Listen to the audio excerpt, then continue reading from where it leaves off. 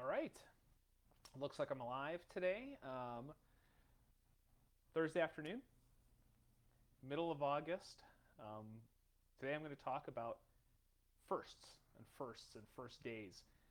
For me, it was the kids' first day of school today, and what I thought was interesting was that I have two very funny, interesting, awesome kids.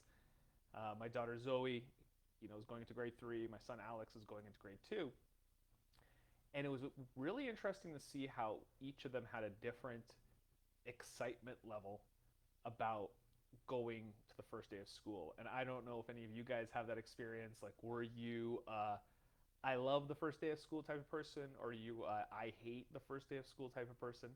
I'd love to find out. In a poll below, maybe you guys could fill out where were you a love or a hate of the first day of school. And it was interesting as I was watching them because with Zoe, we didn't have any problems. She just kind of got up, she got ready. She was a little tired, right? From the summer stay up late, sleep in the mornings. But by and large, she was pretty excited to go to class. And my poor son Alex, he wasn't.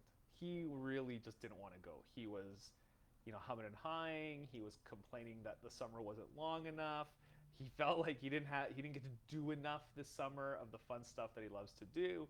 And now school's starting and it's going to stop. All the fun for him is going to stop. And what I found was interesting was I tried to understand what's the difference between the kid that's excited and the kid that has anxiety about going to the first day of school. And I started writing things out, and I'm like, okay, well, what is it that they really love? So for my daughter, she gets to go see her friends.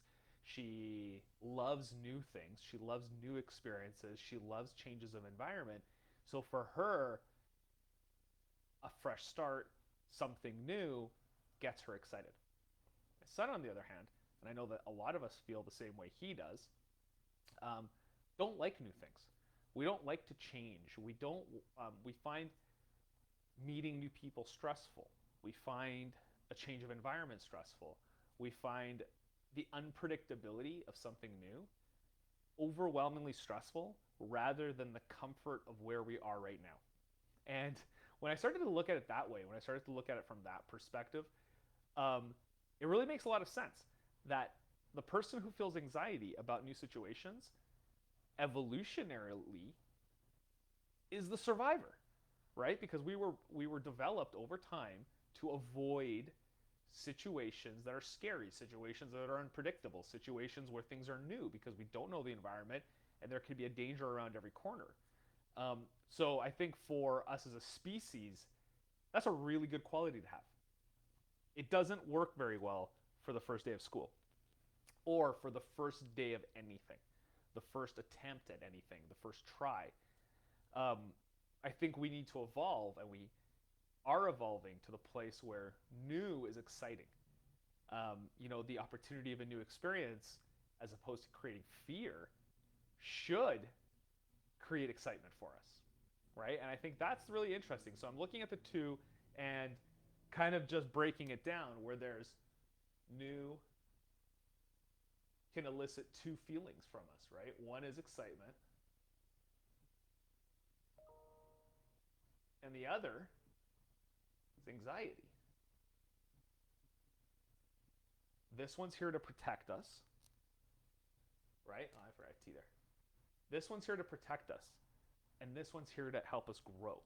And I think this is like the lesson that I'm a little bit going off on more of a esoteric thought here, but really, this one right here, the anxiety, this is here to keep us safe. And this one here is to help us grow.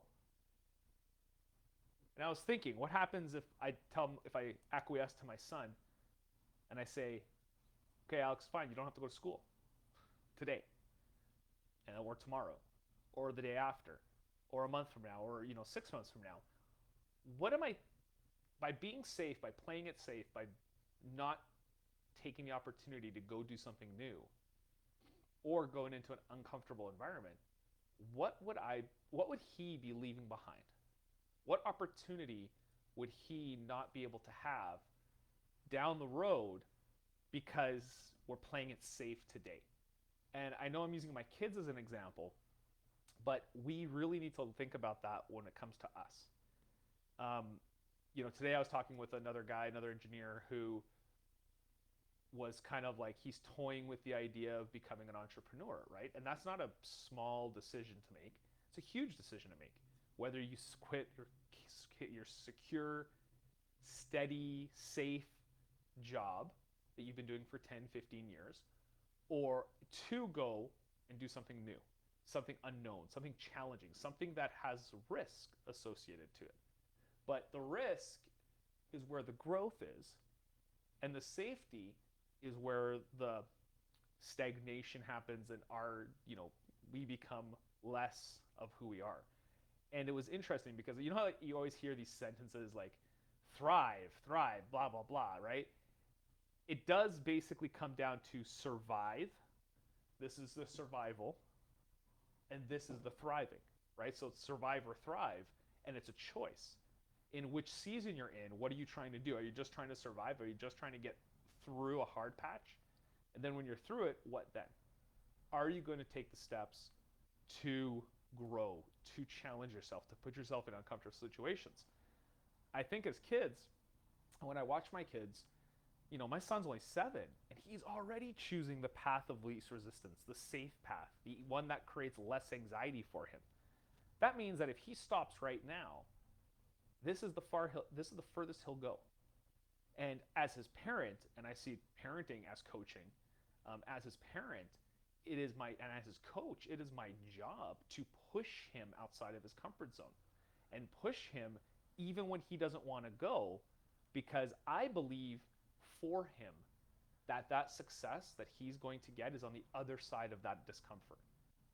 I have to do it less with my daughter because she's all in, right? But there will become a time even with her when someone will need to be there to help give that push.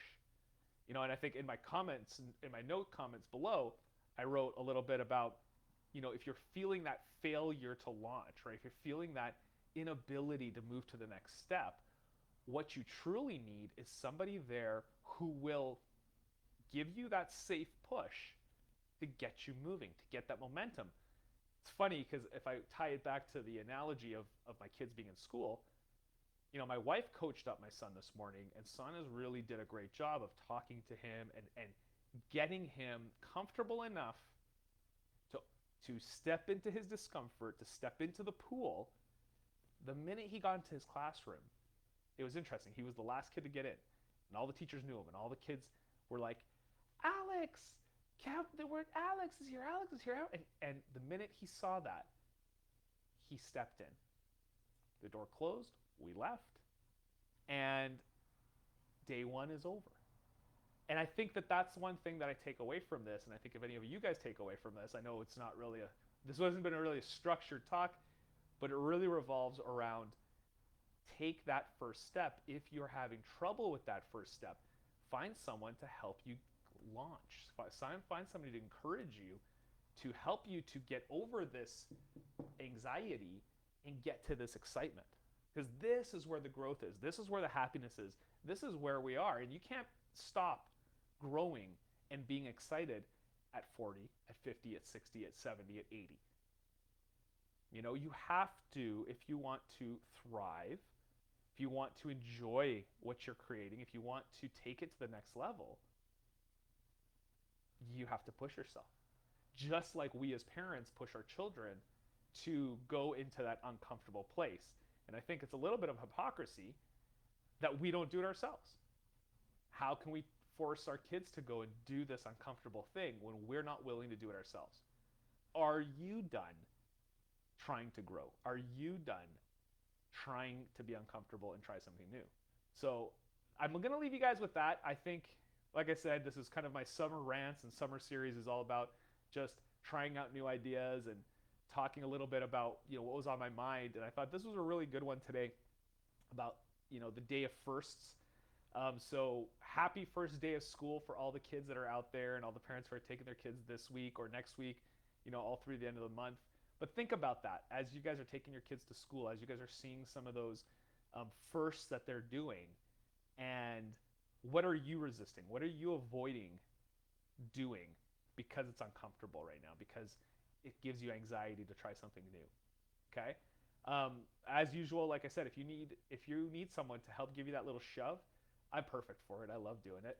I think it's fantastic to be able to give people that encouragement to try something, to strike out, to do something for themselves. So give me a call, drop the line, and like I said, I'd be more than happy to help you. Go to my website if you want some more information.